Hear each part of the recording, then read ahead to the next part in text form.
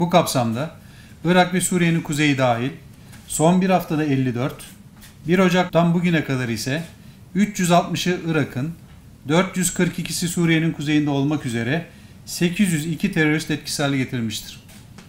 Kararlı operasyonlarımız sonucu Irak'ın kuzeyindeki barınma alanlarından kaçan 2 PKK'lı terörist daha 21 Nisan'da Habur'daki hudut karakolumuza teslim olmuştur.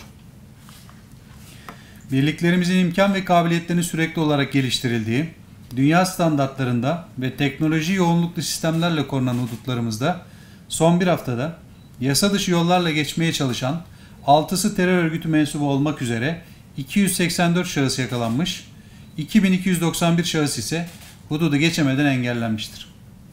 Böylelikle 1 Ocak'tan bugüne kadar hudutlarımızdan yasa dışı yollarla geçmeye çalışırken yakalananların sayısı 2769'a, hududu geçemeden engellenen kişi sayısı da 48.596'ya yükselmiştir.